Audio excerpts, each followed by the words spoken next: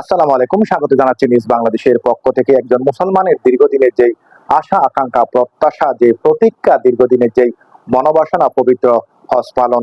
দর্শক, ৮৭,১০০ জন হজ যাত্রী এবার বাংলাদেশ থেকে পবিত্র নগরী পবিত্র মক্কা এবং পবিত্র মদিনা শরীফে পৌঁছাবেন, যার অংশ হিসাবে ৪১৪ জন হজ যাত্রী আজকে সৌদি আরবে পৌঁছেছেন। জেদ্দাস্থ কিং আব্দুল আজিজ বিমানবন্দরে তাদেরকে স্বাগত জানিয়েছেন বাংলাদেশের নিযুক্ত রাষ্ট্রদূত মোহাম্মদ দেলোয়ার হোসেন। তিনি যে কোনো সুবিধা অসুবিধায় পাশে থাকার আশ্বাস দেন। দর্শক, এই সময় আরো যারা হজযাত্রীদের স্বাগত জানিয়েছেন তারা হচ্ছেন জেদ্দাস্থ বাংলাদেশ কনসুলেটের কনসাল জেনারেল মিয়া মোহাম্মদ মাইনুল কবির ও বাংলাদেশ হজ মিশনের কাউন্সিলর মোহাম্মদ জহিরুল ইসলাম। বিমানবন্দরে বাংলাদেশি হজযাত্রীদের আরো স্বাগত জানান সৌদি সিভিল অ্যাসোসিয়েশনের উপদেষ্টা ইঞ্জিনিয়ার মাজেম জাওয়াহার, হজ ও উমরা মন্ত্রণালয়ের পরিচালক সালমান আল বেলাবি ও অন্যান্য কর্মকর্তাবৃন্দ।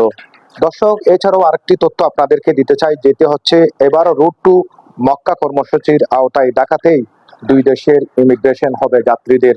দর্শক, আমাদের যারা হজ যাত্রীরা পবিত্র নগরী মক্কা এবং মদিনা শরীফে গিয়েছেন এবং যাবেন, তারা পবিত্র হজ পালন শেষে আবারও দেশে ফিরবেন, এমনটাই সকলের প্রত্যাশা।